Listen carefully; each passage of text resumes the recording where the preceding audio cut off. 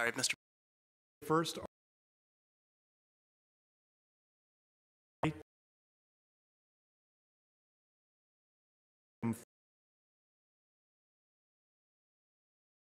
we will tunnel.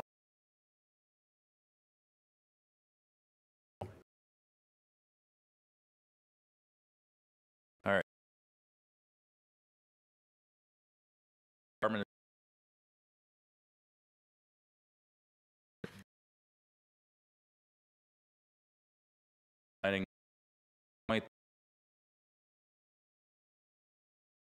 power washing from the different odors that are down there, fixing the lights, vandalism, those type of things.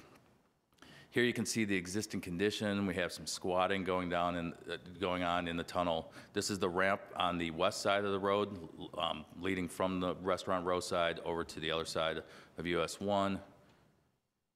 This is the access from the center, the eastern portal that we were talking about. And then the lift/elevator that we had just mentioned as well. This is what the tunnel looks like when you're under there. So without a lot of foot traffic, you do have a safety concern when you're down there, especially by yourself late at night. It is currently open 24 hours a day, 7 days a week. And this is what it looks like at grade. On the far side of the road, you can see the ramp/staircase entry. So what we're considering doing is putting up some sort of gates to close these off. We still want to be able to maintain access to it for maintenance. There are some utilities that run under there, so we do need to provide access to that until the facility is completely closed, which again is part of another project, and that would be done with the removal of the 23rd Street project. But this would be probably about 1 to 2 year. This would be the way this would look for about 1 to 2 years. Now, this was a really quick rendering that was done by our facilities management department. If we did move forward with this, we would do some type of artistic enhancements to it so it looks a little less industrial and kind of blends in more with the Crystal City area. But this just gives you an idea of what the level of work would take to close this off. So the options we are presenting to the public at this point are, do you want us to keep it open with the regular level of maintenance that we have going on today, or should we just close it? A little background that we did, some off the cuff, no, I won't say off the cuff. I went out and observed for about 2.5 hours during peak hour times, and there were 428 pedestrians crossing US 1 during those peak hours. Of those, we had 7 people total using the tunnel. That included a group of what accounted about 32, I think, middle school age students along with their teachers, and they chose to use the crosswalk instead of the tunnel. So it's a very underutilized facility. We did hear from one of the civic associations said, yeah, we don't use it because it stinks. It's dirty. We don't feel safe down there. So instead of doing this, maybe we should put more money into it and enhance it and make it more of an attractive option. That's not one of the options that we're bringing to the table, but I did want to at least mention that that's what we've heard from a couple residents while we went out to our first meetings. So unless Chico has anything else you want to add, this is kind of just an informational thing for this body. We want to let you know that this is going on and hear if you have any thoughts on the potential short-term closure of this. Commissioner Clement.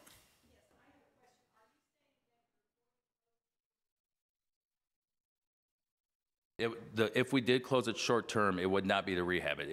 It'd be a closure at this point until we actually tear the facility down with the project. Yep. And then that would get rid of those maintenance costs that we've put in there today. Commissioner Boucher. Yes, I've heard a lot about this tunnel, and it's a huge safety concern. And you're right, no one ever uses it. I mean, very seldom. And if you turn from 23rd there to Route 1, the pedestrian traffic is extremely heavy, and actually it's really dangerous. But people will not use that tunnel, and right. It's for all the reasons you mentioned. Now, regarding the 23rd Street CIP project, when will that be done? We're looking at about 2 years, 2 years more of design. Actually, what we're doing for the timing of that, and it's a little bit off the picture, but This block right here, this is Crystal Drive, the Haleo building and the one next to it, those are JBG buildings, and it's kind of a long story. They were, when it was Vornado, they were really ready to go with the project. They said, we need to get this project done soon, so we started the design on it, and they said, we're not moving forward anymore with the office bust. So then we put the project on hold, and now JBG has come back to us and let us know. I actually have a meeting set up with them next week that the third standard of 3 up there. That is not middle. I do want to point out one thing you did remind me. 23rd Street project is actually 2 phases. This block between Eads and US 1 is what we're calling phase 1, and that's some of the restaurant owners you were talking about, the 7-Eleven and there's an Asian restaurant in the, what's it called, the dinner, Crystal City Restaurant. That parking lot is very undersized. I really didn't know the name of it. Sure. But Chikwe sure did. But that, if you know that area at all, that parking lot is very undersized, and actually cars back out into the sidewalk when they have to turn around. So we are actually taking some space that's on this portion of 23rd Street. The lanes are wide, and we have some extra space. We're going to keep all the travel lanes that we have, but actually be able to widen the sidewalk to the north. So we are making that improvement. We're calling that a phase 1, and we hope to have that constructed within a year. Actually, less than a year at this point. We're at 90% design on that.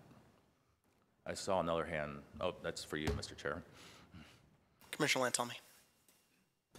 Yeah, I think of the 7 people using it, some of them could very well people unfamiliar with the area who think it's the Metro entrance. I've heard anecdotally that people think it's Metro and oh my God, that's the wrong place. So I'm certainly not enamored of the idea of keeping it open by any means.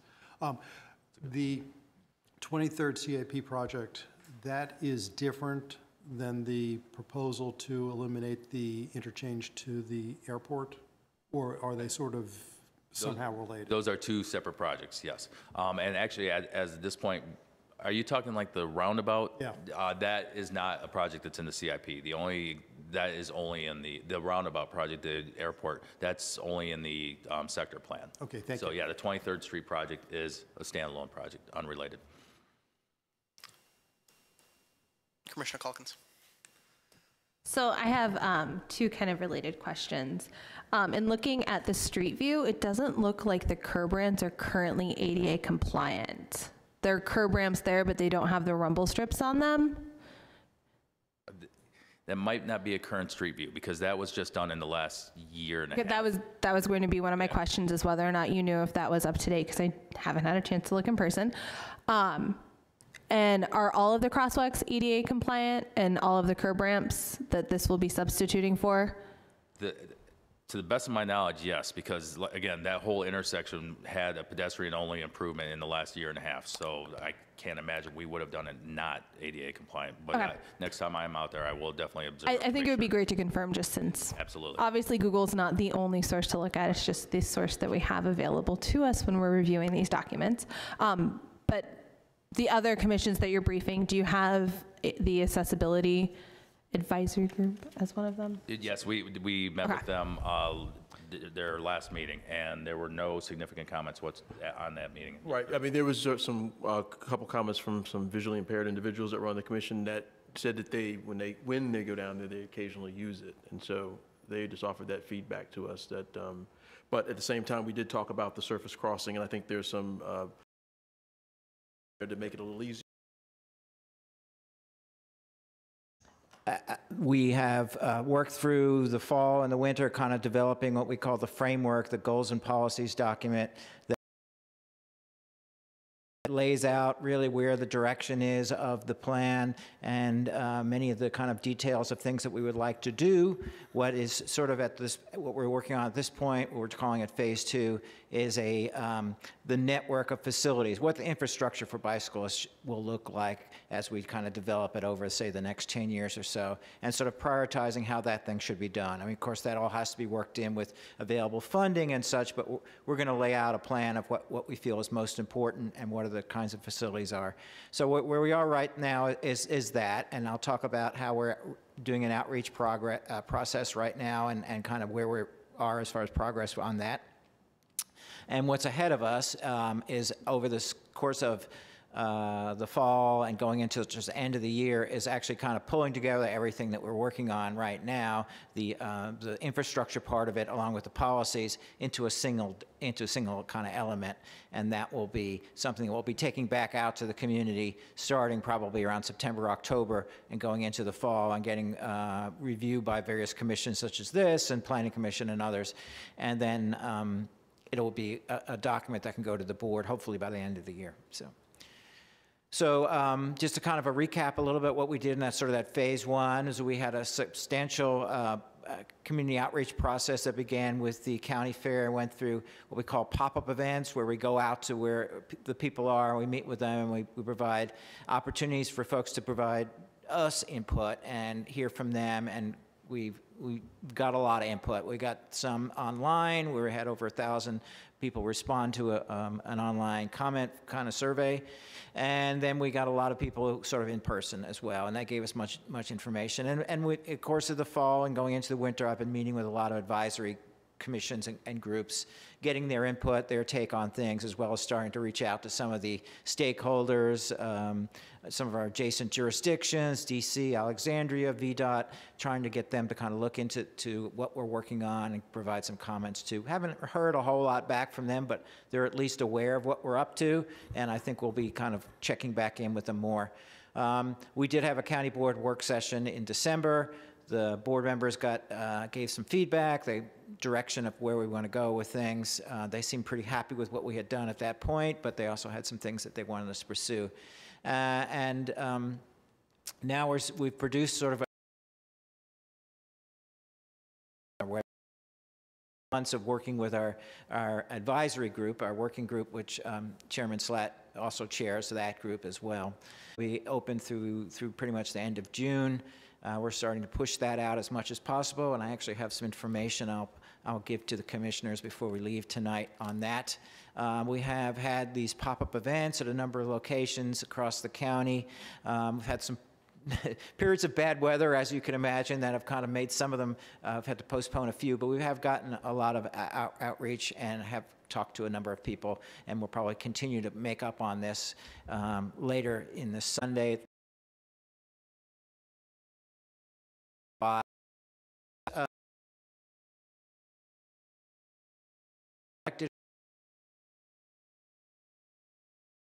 Try to hit some of the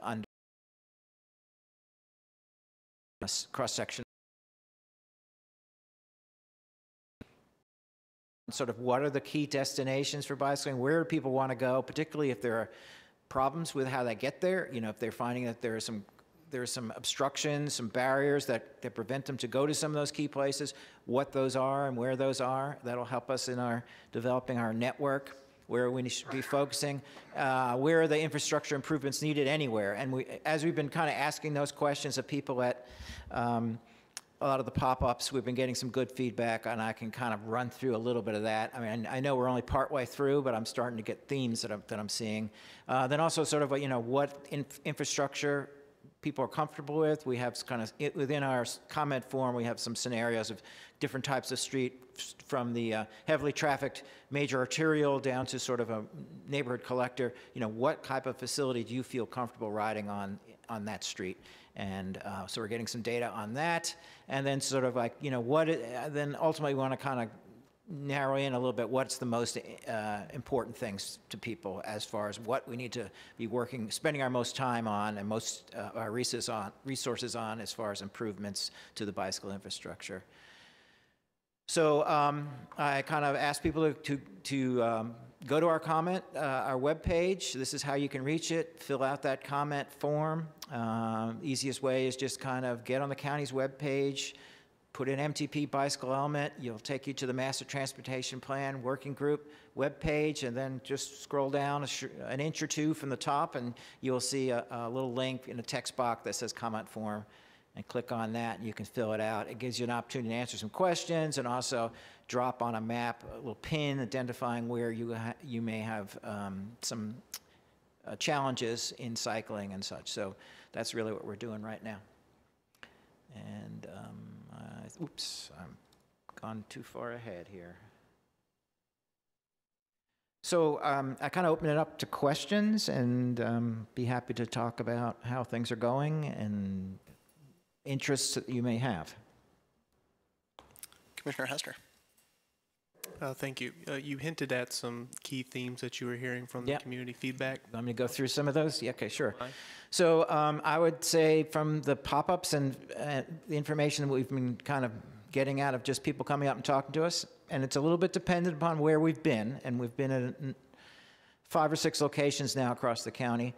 Columbia Pike, obviously one place where people find it difficult to bike along and to get from the Pike to other things, such as the East End. There's a lot of desire to connect from the East End of the Pike to the Pentagon, to Pentagon City, and to the river, Potomac River, to get to the bridges. A lot of challenges in that area. There are some facilities, but then there are also some highway interchanges that make those less comfortable to bicycle and challenging for people. A little bit on the west end of the Pike as well, around how do you get to the Mount Vernon, to the WNOD and the 4 Mile Run trails in the 4 Mile Run Valley area. Difficult to connect down currently. North-south routes in Arlington, North Glebe Road in particular gets called out for being a difficult place to ride a bike. South Glebe Road as well. George Mason Drive is usually considered a little bit better, but still has some challenges to it. And some people suggest looking for alternatives, parallel routes to those 2 roads, or improvements on them if possible. Crossing Glebe Road can be a barrier for many people, particularly students trying to get to schools. It's, there are a number of schools where there are schools near Glebe Road, and so from folks who live on one side to get to the other is kind of hard. So those are some of the themes. Connections to some of the bridges that cross the Potomac. I would say 14th Street Bridge, Memorial Bridge, Chain Bridge in particular have a lot of conflicts for folks, and they've been called out. Places that generally are kind of key destinations are middle and high schools, metro stations, those bridges crossing a few places outside of Arlington that people would like to get to, such as Bailey's Crossroads that they find difficult to get to. We hear a lot from folks who ride on the trails mostly. Primarily they're on trails, so a lot of their comments are very specific to, you could do this here and there, and so they're like widening the trails, adding lighting to the trails, particularly along 4 Mile Run, WNOD, in that corridor. The 2 trails kind of interlace a few places. Some of the crossings, Shirlington, where the WNOD kind of comes down the Shirlington Road, that crossing is one that gets called out. Roslyn Circle, where the Custis Trail runs in through there, that one gets called out a lot. A lot of these are not surprising to us because we've kind of heard them before, but it's always useful to hear this kind of feedback. And then there are many things that I hadn't really been aware of that people have been calling out too. So we're categorizing all this data as we're kind of getting it. It'll probably be a month before we've sifted through all the data before we can kind of have a more comprehensive kind of listing of things and a bit more evaluation of it. But that's kind of an overview of what we're hearing. No, I thank you. I appreciate that. I don't, not as active as a cyclist as some of my fellow commissioners, so I appreciate that. Thank you. Commissioner Clement. Yes, I am an avid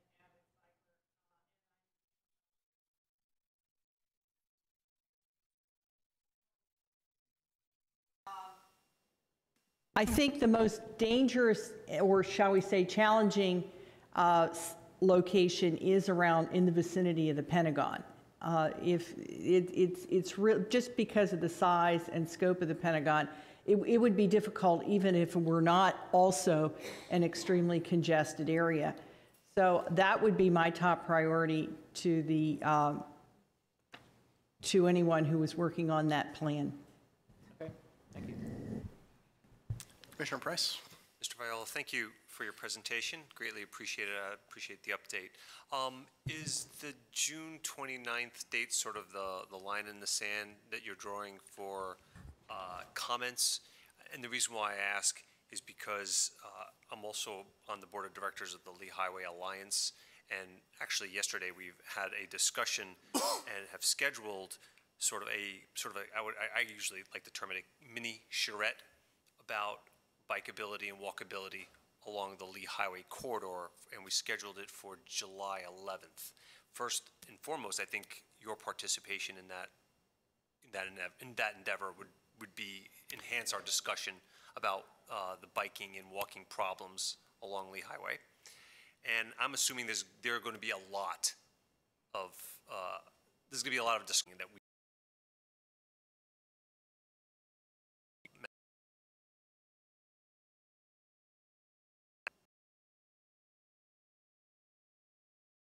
This is a line in the sand. You're not taking any comments after.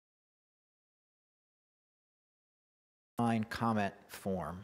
So please send comments before that. However, meeting with the Lee Highway Alliance and getting feedback through other channels, we're still open to that. So we'll take, and I'm going to plan to be at that meeting, and whatever information comes. It literally just got scheduled yesterday, and we're just sort of letting people know. I've Right. talked to the chairman, I've invited him, but we would love, I think your participation in that would be Right. greatly enhance our discussion. So I think we can, whatever comes out of that meeting, we'll be able to use that as well. Thank you. Thank you. Commissioner Warren. Yes, thank you, Mr. Viola. I remember your presentation in November, and I think also in May of last year. Is that right? Could be, You yeah. were updating it, yes. I have a couple of questions. I have with me the adopted plan. I think that's the current one, March 2008. Does that sound right to you? Okay, I'd like to be specific here, because it has, I suspect some of these sections are going to be updated. On policy number 3, it says one of the implementation action items is develop a method of bicycle use, data collection and measurement, comma, establish a baseline, comma, and continue regular measurement to monitor progress and trends related to this objective. And that sounds well and good. And a little bit later on, in item number 1, it says that for 2008, establish a baseline, so I presume that would be the baseline year, for usage rates for transportation and recreation. And then item 2, under that, for year 2012, show a doubling in the bike journey to work rate from 0.7% in 2000 to 1.4% in 2010. And then the next item is in years 2010, 12, and 14, increased bicycle usage above prior years. What has happened with the data collection, and what is the results of your data collection with regard to the percentage of people who are actually taking the bike to work? Okay. We can report on a lot of data that we collect currently. We have we have automatic data collection devices on about 30 locations in the county, mostly on trails. We have that data running back now about 6 or 7 years from a lot of those, which is very helpful. But we also, I think what you're referring to more about sort of the percentage of the population that commutes by bike, we rely upon the Arlington commuting survey that was done, household transportation survey that was done, I think last done in 2015, is done every several years. We do rely on that for identifying what commute rates are for various modes, and I think the latest one we identified was close to 5% in that commute survey. We also look at the national census survey that's done, household survey that's done, and I'm blanking on the name of it. However, that identified about a 2.8%, I think, commute rate. So in any case, using those two figures, 2.8 and 5%, those are all substantially higher than the 0.7% that we had 10 years ago. So we seem to be doing well in terms of meeting that goal. And if you spend time outside and just kind of observe traffic, you can see a lot more cyclists these days than you probably did 10 years ago. So. Okay. Also, one other question related to this in the same section here is that by year 2015, reevaluate and set new usage goals for work and non-work trips based on data. Is this going to be done in the new update to the plan? Yeah. One of the areas that we've kind of worked on some with our working group in that draft framework plan is to establish some new performance targets. And we haven't completely fleshed that out, but one of the ones will be looking at the percentage of population commuting by bike and sort of how we want to see that progress over the next 10 to 20 years. Okay, and I have a couple of other questions. And Mr. Chairman, if somebody else would like to, I can come back a little bit later and ask a few. I need some water. Commissioner Calkins. So really quickly, it's the American Community Survey. Thank you. No problem. And I would also just like to applaud Arlington County for the amount of bike data collection they do. You guys are a gold star example and looked at nationally for the fact that we have day-to-day bike count data that we can point to for, you know, kind of trend lines. And I think that's a very amazing thing that we have in this county that a lot of jurisdictions are just starting to do. And it really does help you as, you know, a department target where we need those better infrastructures and can help point to the fact that these programs are successful because it is a big part of the way people get around Arlington. Yeah, thank you. Commissioner Brose. Yeah, hi. Thanks. I just took a look at the online survey, and it looks really well prepared. So I think that'll be a great way to collect information. And I can understand you're getting information from sort of the usual suspects, the people from the pop-ups, people who bike through, and people like me who will show up because I'm on some email list, and I bike, and I will go to the workshop on Monday. But I'm curious about the underrepresented groups and who those might be and how you reach out to them to get the type of collection of data that you're looking for. Well, I'm working with Arlington Public Schools to try to get information out through some of the student, they used to call it backpack mail, but I forget what they're calling it now.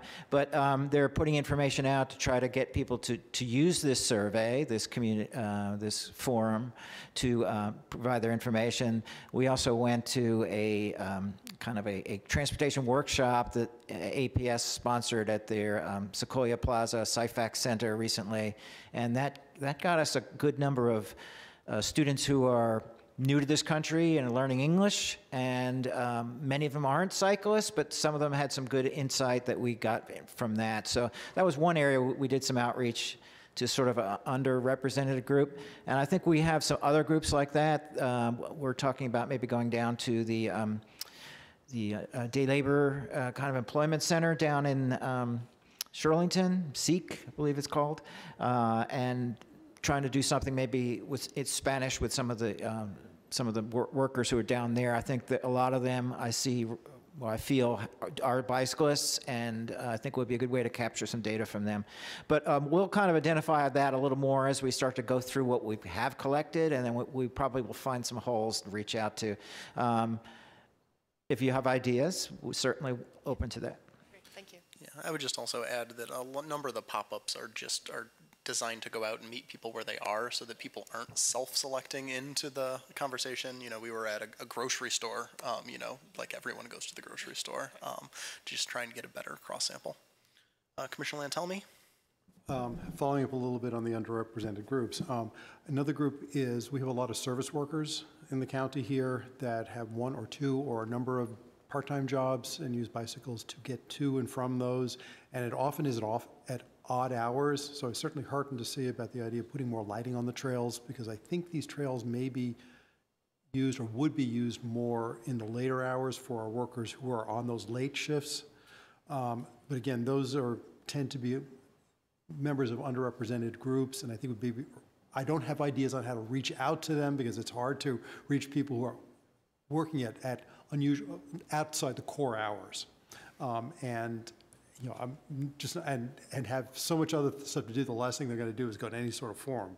So yeah. You know, how to reach them, but they're definitely using these trails as commuters. You know, I do see them when I go riding at odder hours.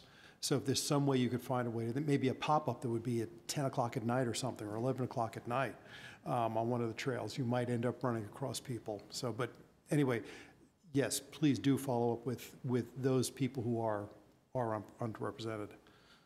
Okay, thank you. Back to Commissioner Warren. Yes, Mr. Viola. I wanted to follow up on a couple of questions that I raised in the last meeting, and that was concerning the building or proposal to build some bike lanes. These would be exclusive use bike lanes on or near alongside major arterials. I remember, I think it was the last meeting that the county addressed that. There was a proposal to build one on Glebe, I believe, South Glebe Road, is that correct? Between Carlin Springs and maybe North Fairfax Drive. I'm not clear about the northern terminus of that, but that was the thing that was cited, and the county came out against that. So I wanted to ask you, in the current update to the plan, have you experienced, you generally speaking now, experienced issues here with regard to building bike lanes on major arterials? Are there arterials in the plan? And if so, what are the kind of problems encountered, such as maybe the cost to the merchants or loss of parking lanes? So if you would elaborate on that a bit, please. So we haven't yet identified what facilities are going to be in the plan. That's what we'll be working on this summer. So I can't say specifically that. But of course, we are doing things today, and we have a number of our major arterials that we have done some. We have put in bike lanes. A few of them, we're starting to upgrade those to protected bike lanes. We've got a couple of efforts going on at the moment on Wilson Boulevard, just east of the courthouse, on Beach Street, just north of the courthouse, on North Quincy Street, kind of in the Ballston, Virginia Square area. And so there are some challenges to putting them in any place. It's usually a matter of kind of how you allocate the space. Can you find enough room for the necessary travel movement, as well as providing a protected space for bicyclists? And parking often factors into that too, how much parking is actually needed, and where, and what sort of measures are kind of needed to provide it. So those are the challenges you come across. We work with the immediate citizens, we work with the immediate business owners, and we try to come up with something that works for everybody if possible. All right, and my final question is that, given that one of the priorities now is a network proposal here to connect the individual bike routes, that's going to be probably considerably more expensive. And so my question concerns payment on this, or revenue. Do you have an idea of how much this is going to cost the county, and also what sources of revenue might be available? And I cite, before you answer there, Oregon is proposed, because they have, I think Portland has a very extensive bicycle network, and they're proposing, as well as Eugene, Oregon, 3 to 5% tax on retail bicycle sales as a way of helping to offset the cost. So does the county have an estimate of the costs of implementing this upgrade? No, not yet, because for one, we don't yet know what the network is that we're going to propose, but also I think once we have that, then we could spend some time. We will probably implement it project by project. Much of it will be done as roadways get repaved, but then there are other projects that will initially be more on their own, independent of a roadway repaving. So it's a little hard to identify exactly how much gets spent, but we go through the CIP process every 2 years, and we try to figure out how much we can put towards projects and what are the highest priorities. And funding sources can be local, such as bond issues and kind of local property taxes, TIF money. But it also, we're pretty aggressive in looking for grants from state and federal sources too, so. Commissioner Boucher. Yeah, that's a good point, and this isn't a flippant question. It's probably a question out of ignorance, and I'll plead that. Is there a bike tax in Arlington County? Not a specific tax, but everything you buy has a sales tax. Right, yeah. but for a car, is there a bike registration fee? We don't have. No, I'm just thinking if just for cars, there's a federal gas tax, a state gas tax on every gallon. There's a sticker tax, Arlington County sticker, and there's a license fee tax.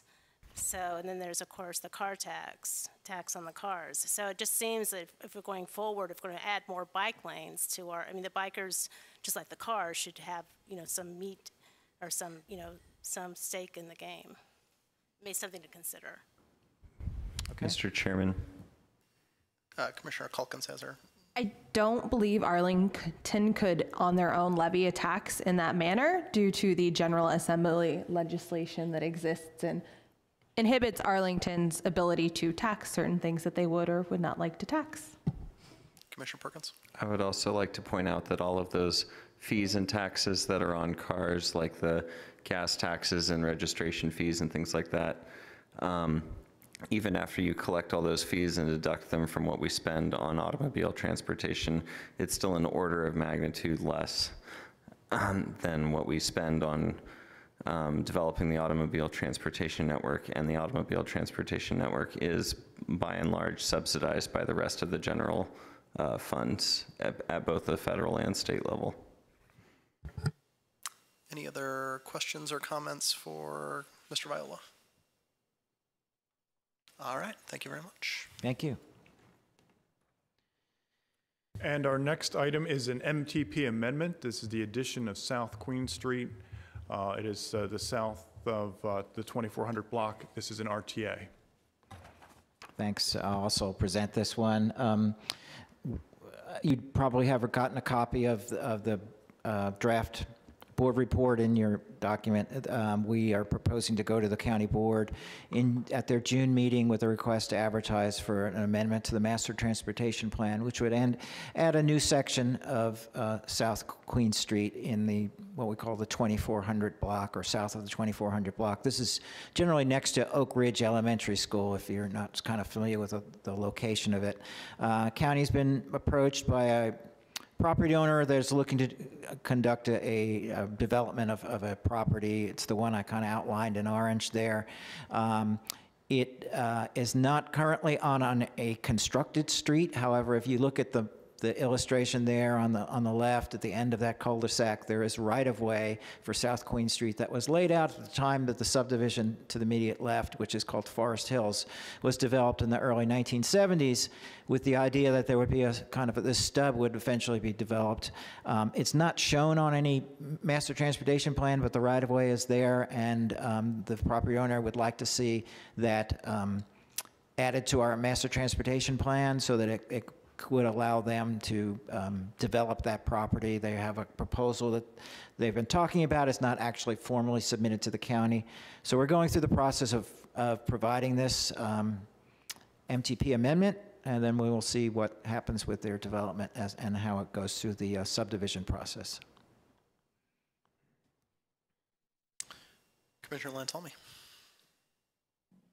Is there any, well, first off, is this actually owned by the county, or is the idea that county it would be dedicated to the county if this is done? That kind of stub that comes off that kind of cul-de-sac turnaround is Arlington County property. It is currently maintained as sort of grassed area, landscaped area by the Forest Hills Homeowners Association.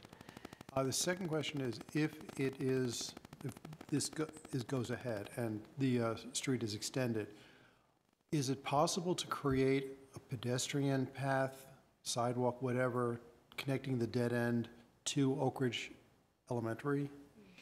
That would be something we could work through the subdivision process when the property owner actually kind of submits civil engineering plans. We could see if that, yeah, I mean, I think I could see that actually happening where a pathway is provided through, maybe it connects up to that parking lot area behind the Oak Ridge School. Because for both pedestrians and bicycles, that'd be a very, very useful thing that would encourage children to walk, to be able to walk to school, and actually fairly safely too, rather than having to go all the way out of the cul-de-sac around and then back in again. Makes a lot of sense. Thank you. Real quick, Mr. Viola, the board report says, that there's no fiscal impact, and I believe that's true. There's no fiscal impact to adding it to the MTP. Correct. But were this to actually become a public street, there would be a fiscal impact in that it would be a county-maintained street. Is that correct? Correct. The developer would be responsible for constructing the street, but once they dedicate it to the county, it is ours for maintenance of snow plowing, repaving, when it everything wears like out, that. Yes. et cetera. All right. Go ahead. Yes. Have the neighbors had an opportunity to comment on I have been contacting them. I'll be probably meeting with the Forest Hills Homeowners Association next week, possibly next Tuesday night. So they haven't commented yet? Not yet. Okay. Other commissioner questions or comments? So I'm certainly fine with going to advertisement on this. I do, I would be wholeheartedly behind it if it actually connected to something other than some sort of future proposed development. I hate building cul-de-sacs in Arlington County, especially at this point in time. So I would love to see if some sort of connectivity to Oak Ridge could either be added to the MTP along with this, or if we could just keep that in mind going forward. But otherwise, it allows us to build more housing in Arlington, which is certainly something that we need given housing prices in Arlington County. Are you looking for an action on this RTA? I think that's what traditionally has happened with the commission providing a statement to them. All right. Any other commission comments or questions? Commissioner Warren. Just a quick question. Do you anticipate, Mr. Viola, that we'll have a chance? Is this the final bicycle before the actual vote in October that we're going to be doing? I understand the commission's voting in October. Is that correct? According to what county staff had said in the prior meeting. I'm sorry, did you jump back to the bike element? Yes, I did. I'm sorry, I just wanted to clarify that, so. Yeah, let's finish out this agenda item and then maybe we can get that question. I thought I'd retrogress here a little bit. This item would come back to the commission probably next month if the RTA is approved. Right, but the bike element will be sometime in late fall. Late this year, yeah. Okay. Is that sufficient? Maybe not October, though. I'm just trying to clarify that time, because October was the month that it was cited. So is that still? It may be not. It's to be determined, okay. But I expect it to be later this year. All right, thank you. Thank you, Mr. Chairman, for giving me that time. No worries. All right, I move that the Transportation Commission recommend that the County Board adopt the attached resolution to authorize advertisement of public hearings to consider an amendment to the Master Transportation Plan map to add a new section of South Queen Street south of the 2400 block as outlined in our draft County Board staff report dated June 16th, 2018. Second. And that's seconded. Any discussion on the motion? All those in favor? Opposed? Any abstentions? All right, that's unanimous. Thank you. Thank you, Mr. Viola.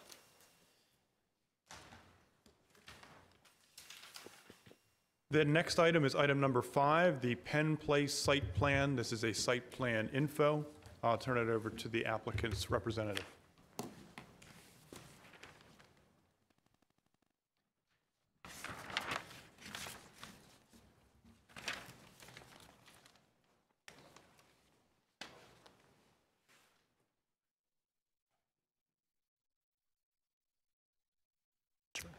I don't care. Good evening.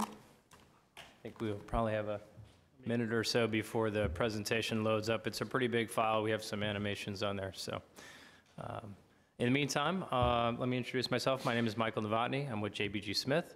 I'm joined tonight by Ed Whitmore with Venable, also Felice Brichta with Grove Slade. And we'll go through a presentation broken up into a few different parts. I want to go ahead and give you an overview of the application and the proposal. We'll go through the latest design, and then I'll turn it over to Felice, and she'll go through the transportation portion.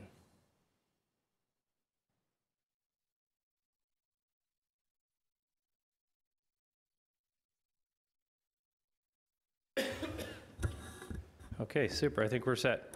So, just to orient those, if you're not familiar, Penn Place is in Pentagon City, bounded by Army, Navy, Fern, Eads, and 12th Street. You see it here, right across the street from the recently constructed Bartlett Building with the Whole Foods. Go ahead. I already mentioned the agenda, so we can go through. And by the way, I believe we'll go about 20 minutes, if that's okay, to give you a full overview of the project, and I think we should wrap up within that time. Sounds good. Okay. Okay, so starting with the aerial, the site is in red, again, Pentagon City. I wanted to give you a bird's eye, but also show you that JBG Smith as applicant and owner, we're very vested in this neighborhood. We have several different properties indicated in blue. It's kind of adds to the interest in really making this a great project in building the neighborhood and the community. I won't read through this slide, I promise, but I do want to convey a little bit of the history. Personally, I've worked on this project since about 2010. I'm really excited to be here tonight to propose something that we are, very excited about building. And I think it's a great project, personally having been on this project for this long. But there is quite a bit of history to this project. We were approved in 2013 with a phased development site plan for the site, but there were 17 SPRCs that went into it. There were 5 LRPCs. There were a lot of hearings in between. We came to the Transportation Commission, I think, at least 2 or 3 times.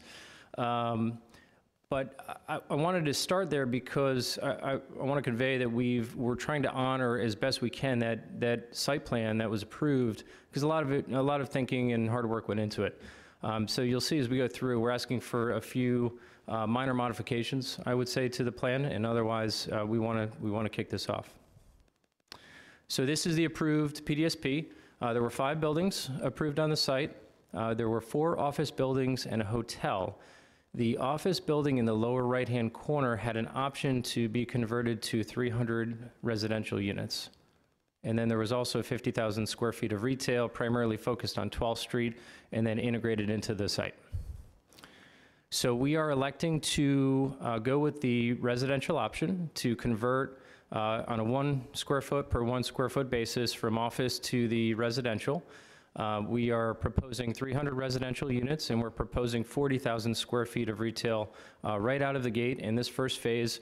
In our internal thinking, we were really focused on 12th Street, building on the successes of the Whole Foods, the other retail on the south side of 12th Street, and really completing that north side of 12th. And a little bit more detail here. The implication of this, the residential option, and one other thing, a small detail to mention, we're actually splitting the 300 units across 2 buildings instead of 1. And the lower left building that was previously approved as a hotel, we're proposing to shift that density into the future, into a future phase, into one of the 3 office buildings that will be developed at some point. So again, the plan, 300 units, 40,000 square feet of retail. There will be a new 12th Street Plaza that we will complete with this project. It's almost half an acre in size. It's very extensive. We'll also complete 11th Street South between Fern and Eads, which currently does not exist. We will complete Elm Street in between 12th Street and the new 11th Street. And I should also mention that we already completed the north side of 12th Street between Fern and Eads, and that was a product of the 2013 approval and an early commitment that we made.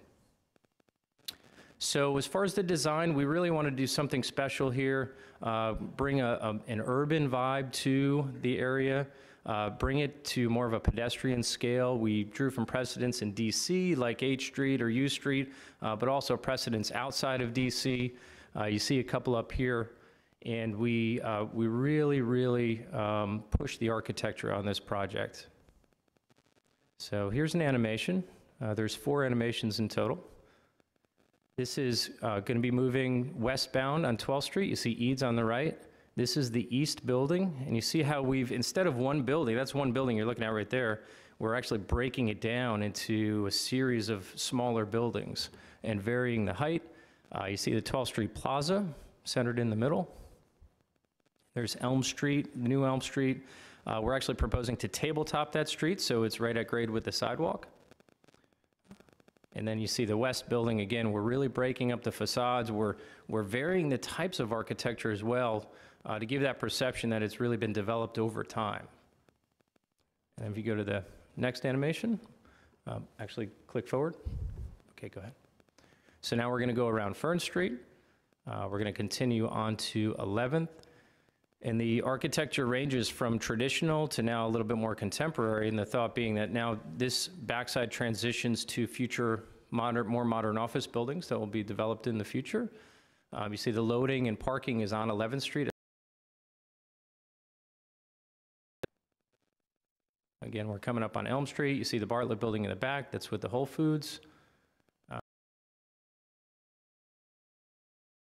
to get a lot of open air and a lot of variety with an amenity deck and various courtyards as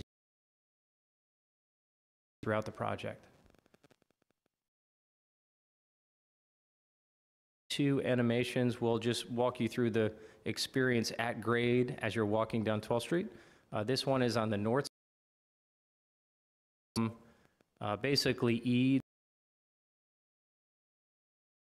but we're proposing outboard dining as well to enliven 12th Street. You'll see we're trying to make it also very balanced between the two.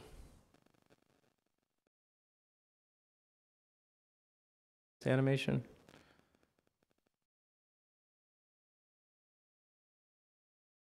Walking again westbound, the Whole Foods on the right.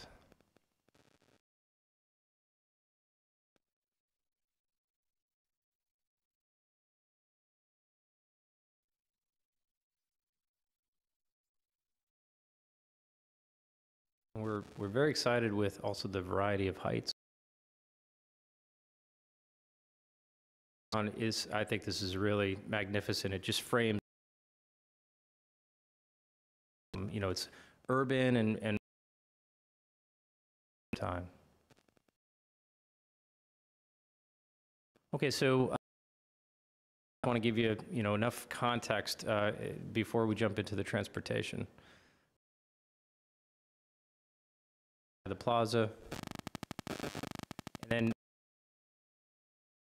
show you a little bit more of a close-up of this 12th Street Plaza. In and of itself. We have a tree bosque in the center. Throughout, a small green space for kids to play. We have a little something for everyone. Also, with really creative seating underneath. Again. 20 feet building to building. And so when you're trying to two-side, we think it's really together, make it a little bit more intimate and activate it rather than having, 120 feet, 23 feet plus. I mean, it just becomes a outboard dining to help that. And again, as all those active uses. Shot of the streetscape design that we're proposing. It's half on it. Spacing to try to make sure we get enough canopy. On something here that we hope is a good compromise where we have extra canopy. And in between, we kind of splay them out a little bit. And in between, we have the at least a 10, 11 or more foot passerby. Parking. Proposed or the board approved guidance on this site is 0.3 per unit as a minimum. 5. We think it's a really good ratio. Now and in the future for the residents, working group came up with, as far as proximity, mass transit, you have the with a stop right there on 12th Street. We think 0.5 is the right rate. Put the, lodge underneath the plaza so we can put a lot of trees in there. I didn't mention, we did a survey of around this block. Of course, we have data on the Bartlett. We're about a 0.78, and Millennium, we got data from Millennium's 0.42. It's a good spread, but it's quite low, actually. Makes us feel pretty comfortable with that 0.5 of car-free units. We think we're going to have about 150 car-free units based on our really fits nicely into that 0.5 ratio. And then retail, restaurants, outdoor seating, the stuff that's going to activate this street and really make it a mix in with 40,000 square feet. We have a lot to work with, and we also want to furniture, fashion, local services. We've heard a lot from hardware, those types of uses. We're square feet. We've intentionally, that's in red in this slide, and we plaza. We think that's the right thing to do. We push the lobbies back. The lobbies are in blue. They're still at the corner of the lobby, or the corner of the plaza, on that great street frontage, and activating that plaza area. So the retail parking is going office garages. There's going to be 1,600 to future between 3 of the retail gets shared within that facility. In the interim, what we're proposing is, if you can go to the next, parking area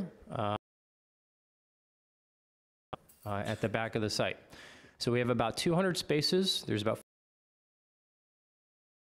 success of the retail. We absolutely need the spaces to begin with, and then as the site they go into the future garages. Directly south, they have about 200 spaces per 1,000 ratio. There is, retail has to be ultimately going to be shared and hidden. Absolutely, community, I think, will benefit from. This is really driven by our out to retailers everywhere, and we attract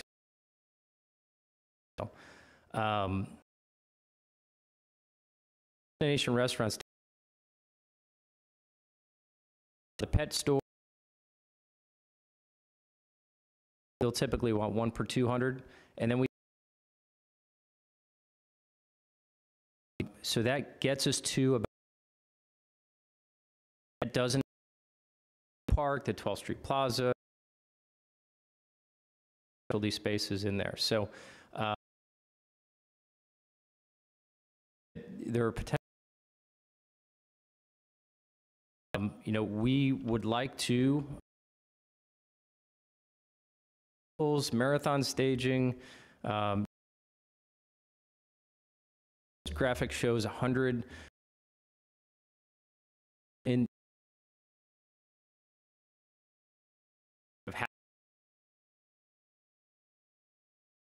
half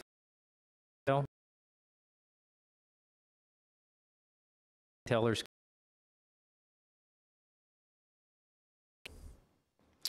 Last thing is from the PDSP.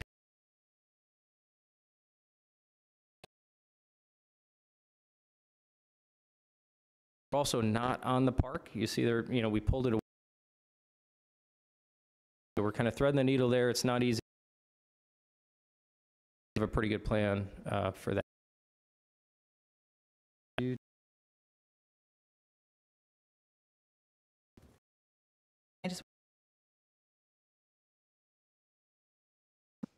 So first, we just wanted to approve. Street was already completed following the 20. Elm Street will be provided with this left turn lane southbound on around all the building frontages for the east and west.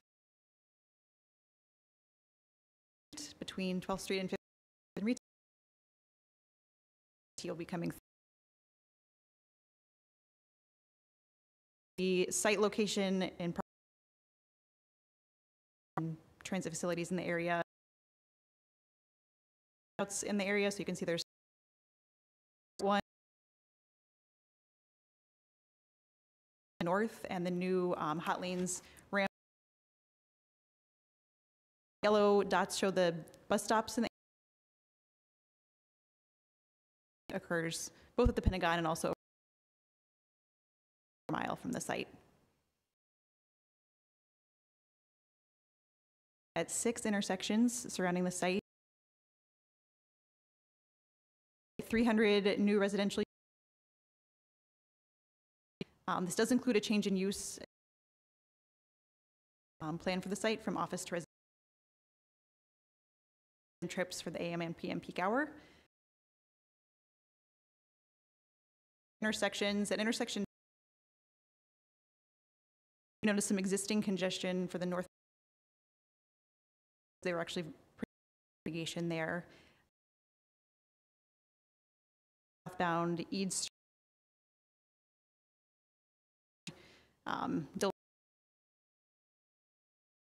there. There's actually, I think, left turns improve the delay. 22202 study data when determining in the middle, the Pentagon City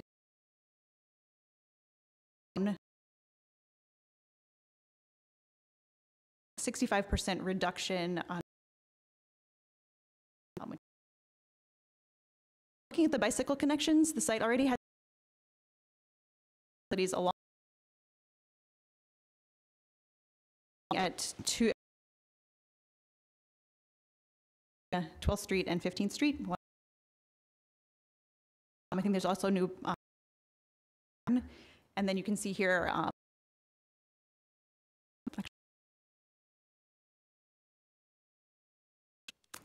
and as far as the area, so we looked at the sidewalks and streetscapes around all site frontages. Street that will be improved as part of this project. And then finally, just looking at the into ACC surveys on. I think that concludes our.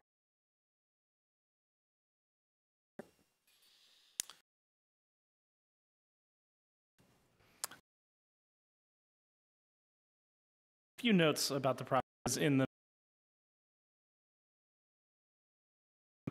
we had a transportation focus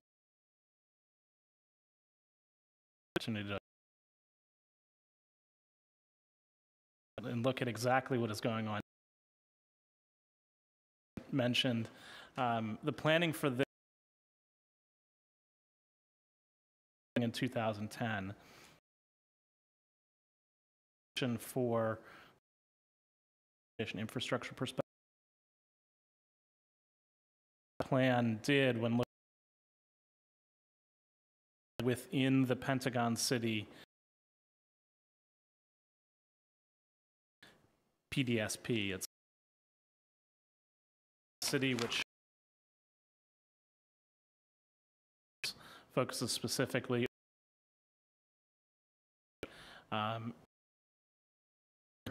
underutilized,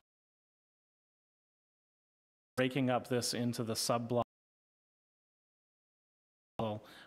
That's done primarily by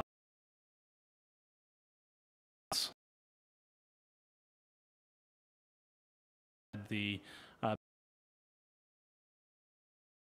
site circulation that's critical. And so it's one of the areas where 3,000 plus residential is built neighborhood, new destination, Crystal City across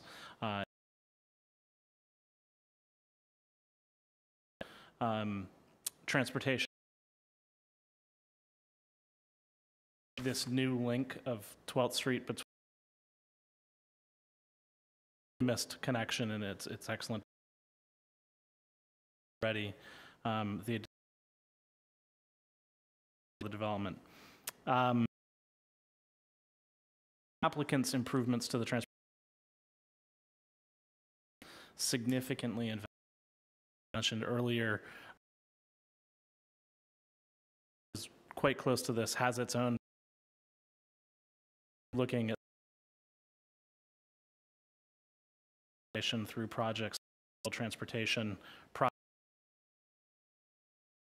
bike lanes to Army Navy. So along 12th Street in a separate, and so that street, which is about 36 feet of in space for dedicated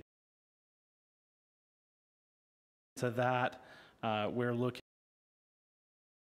at connecting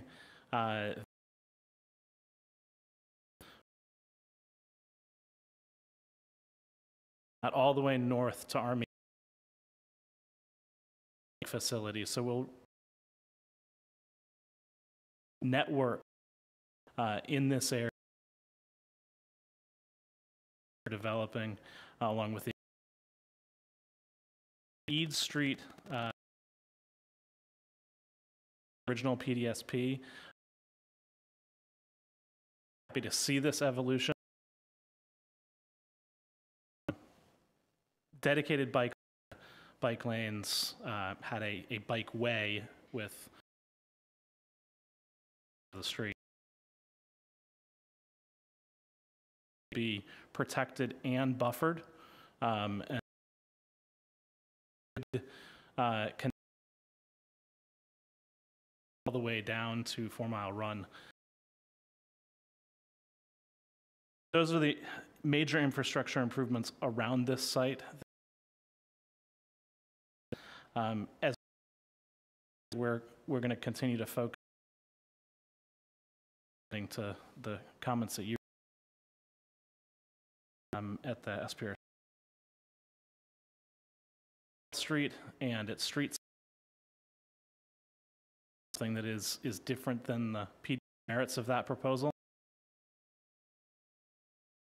In addition to that, struggle at surface as a temporary use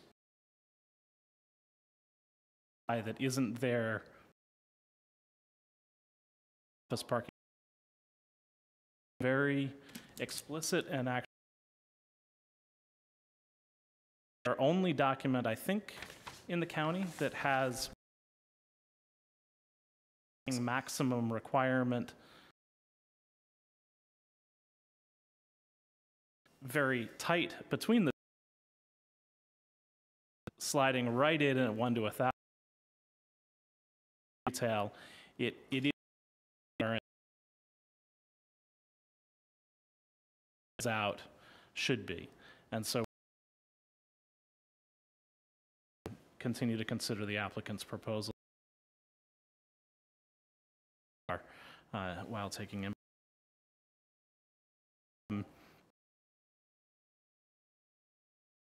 of the new working groups. So as the applicant showed, 3 spaces, but there are a few other ensuring we our other team the implement. They're still, we're going to be a little bit ahead for condition. I'll open. Just wanted to set the stage at that BRC that dealt with transportation. The commission thinking about the moving forward. One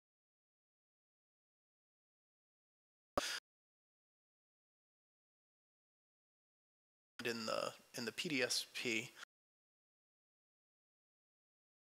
around 40 to 50 parking spaces. The like 200 that's also a lot of conversation about the design of that surface street, which, in case you didn't, currently designed, I think, quite at level with the Plaza Street for activities as part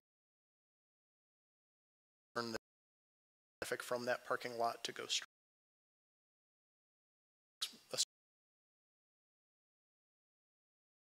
A shared priority. There's a lot of both the sort of so the outboard pergola structures. How does that function? I park on street and I'm trying to get look like. How permeable is that? I believe the PDSP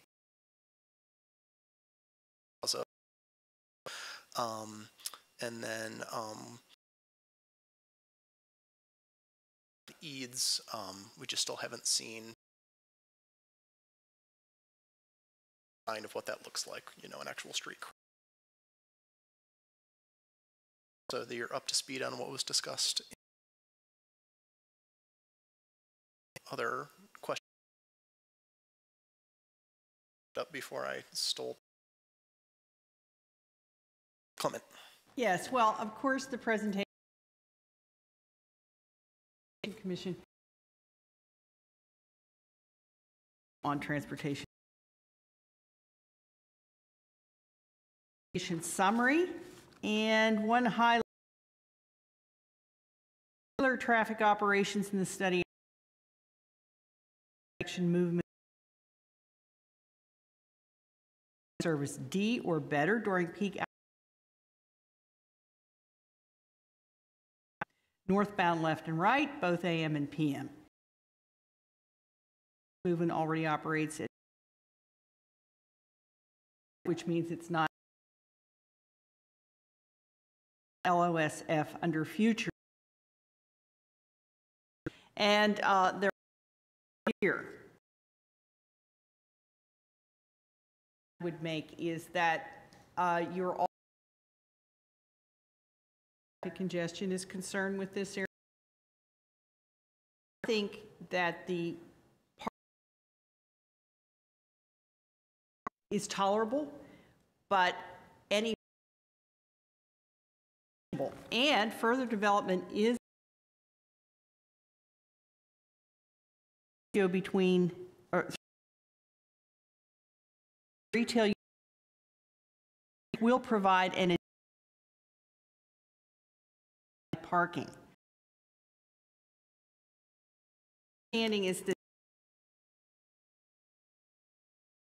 on the assumption of 200 envelope. The site is now, of course, that probably questions about I'm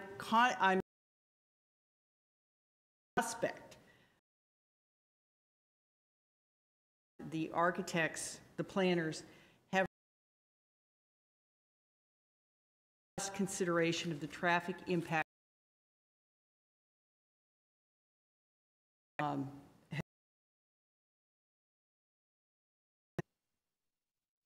That's all.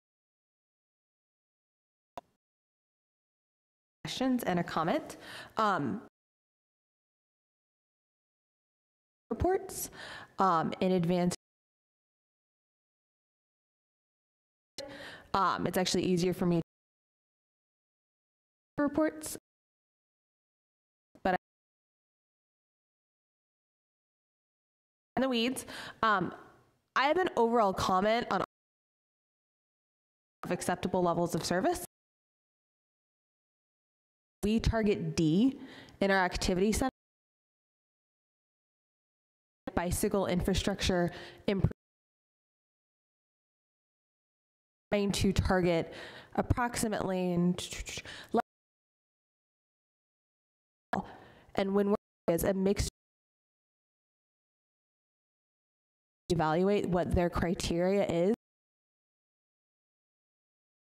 I think we want a second left turn at set 12. Make it less likely for a pedestrian to as we widen our roadways. So just an overall comment, and I brought it up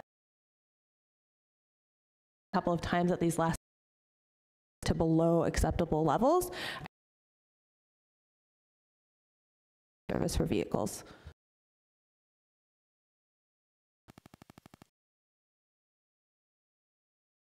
I'm sorry, yes. For our ongoing activities. Your comments to heart about the transportation use projects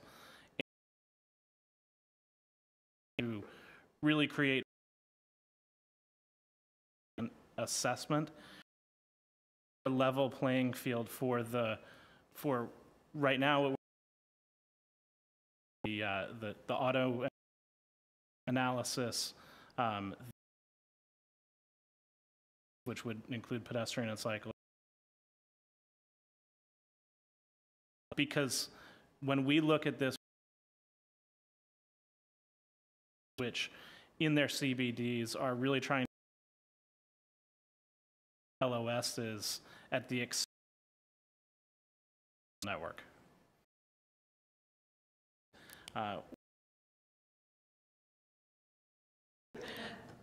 Levels centers. I was talking about the already operates at level of service South Elm Street. People from Met Park that the best possible turn left onto 12th Street rather than them trying to do that.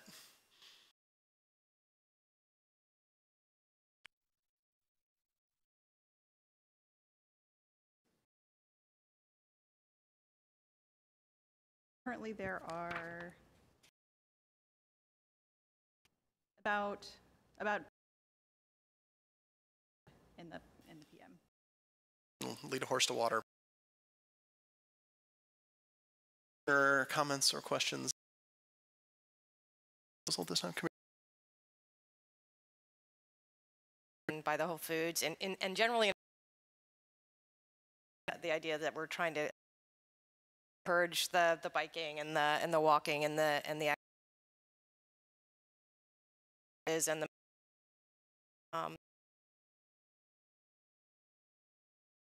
certainly in terms of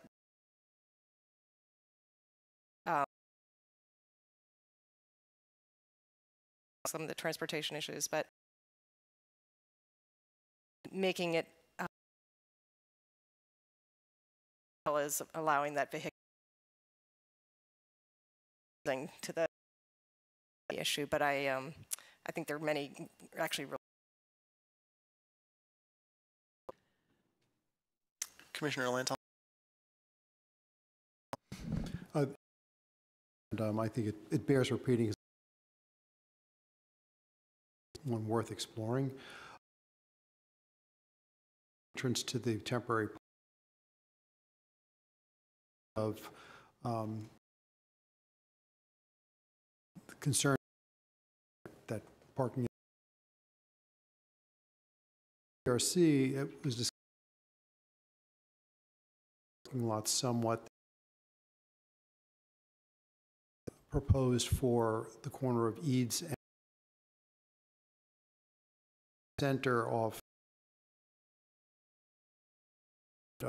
encouraging more pedestrian traffic.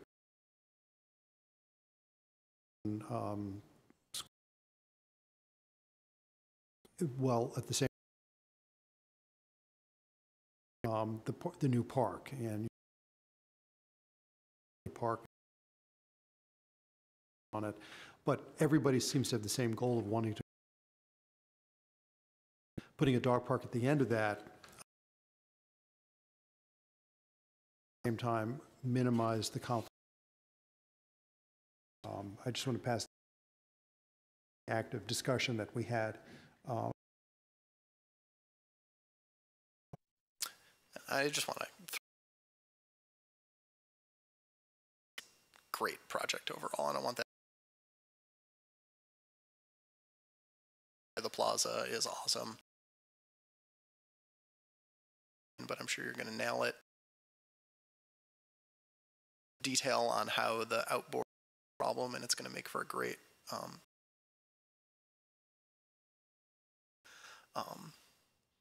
just wanted to say that.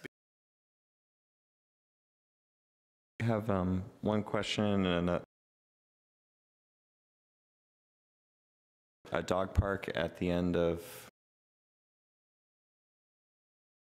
be removed during a later phase of the project. Office building.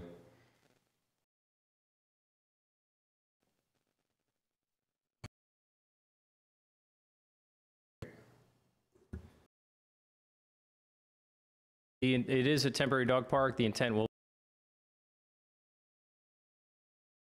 footprint that sits right there. In fact, the entire site to some point in the future to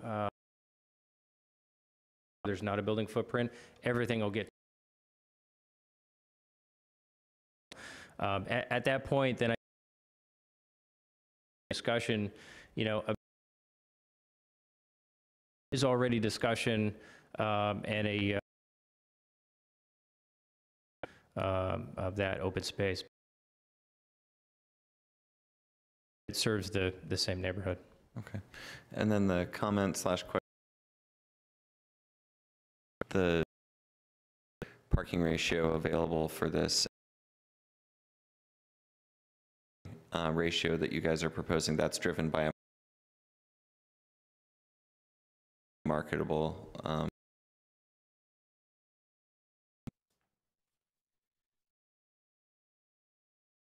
we have a lot of conclusions of the resident, you know, that the in apartments at one, but we do feel to also be able but I think it really drives it area. Build. We do. Okay. We do at this point. Favorable, like we would rather have the developer figure out how much parking they believe rather than us forcing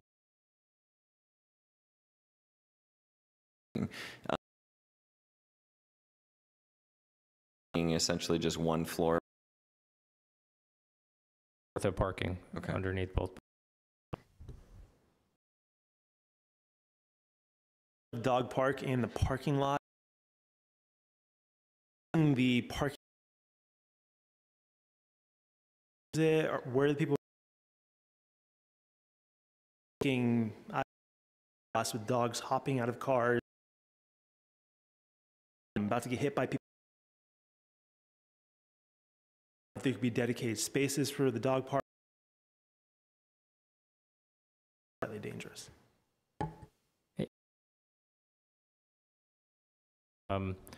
It's a good comment. We'll give it some thought. But the idea would be residents who live in this building from outside. Yeah. Parking in the building.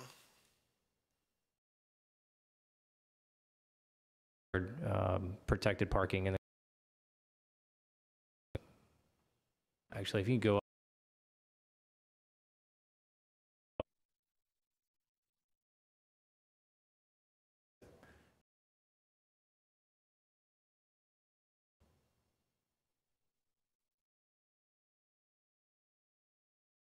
one more. Yeah, there we go. So I think it's going to be really convenient regarding, I believe, convenient. So you see elevators right at one ramp going to the bike. Pretty similar. Right. You're welcome. Commissioner Calkins. With the on-surface parking lot. But I do have a question about exactly how you and the dog park and the fact decided the balance provide parking spots for those retail.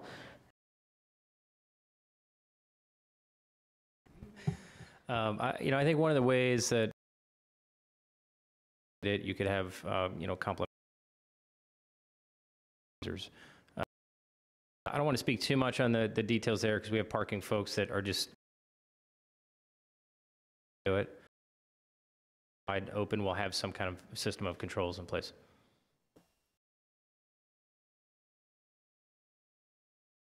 Oh, what do you got? If you'll indulge me for just a minute on the surface park PDSP. And it really it was quite an extensive process. There was a lot of desire to see the residential option. I wouldn't say that every if the PDSP was built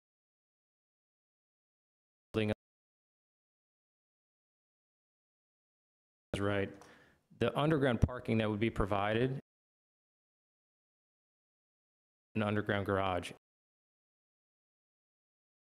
parking. But as the applicant in 2013, we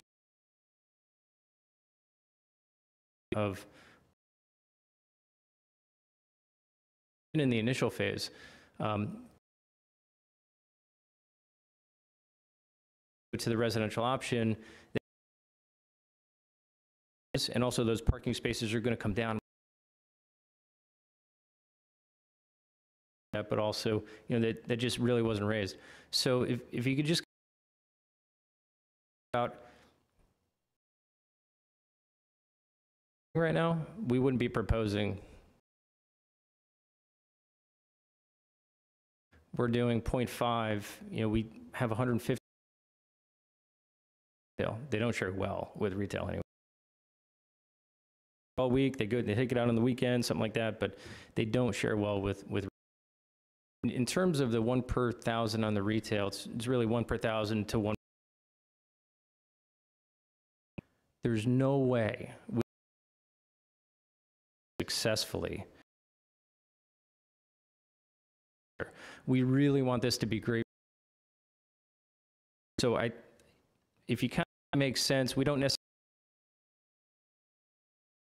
for the success of the project, and all that I think was, unforeseen in.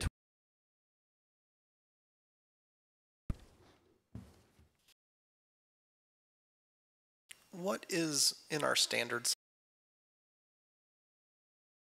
minimum parking ratio? Normally require parking spaces for 1,000 square feet of retail. 1,000 square. So on 2 per 100 ratio, the store talking about 1 to 250. Great. Anything else?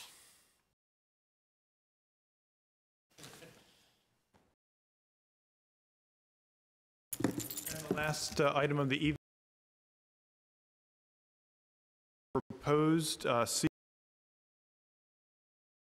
first. This would be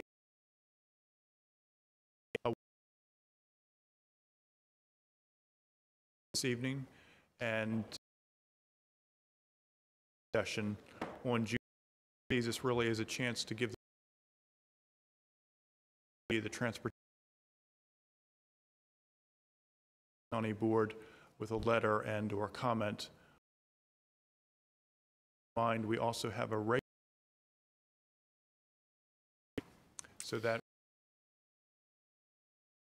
My apologies to everyone. If you've at all seen the huge shakeup from a transportation perspective, legislation that went through Richmond to basically to do it. Is drastically down, and all very much being wanted for. I think it's important that we take feedback. The 21st present to the board before timing for everybody. That for those who can attend. On what is going to the county board, the 20 loaded on the 22. There's a chance we may be able to do the 21st in place. It really, Queen Street could be discussion. Going to be able to make either a poll and see 21st hasn't been held on our calendar. The 21st. The two of us have a required meeting.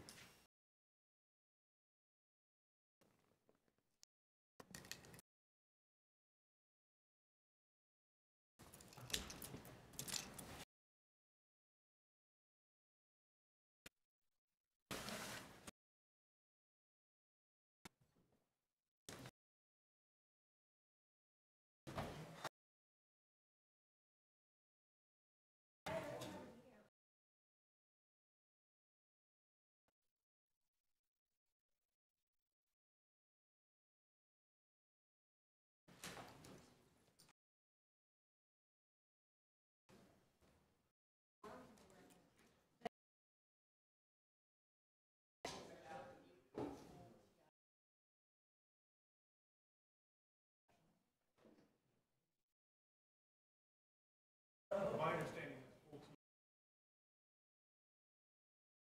action, not time of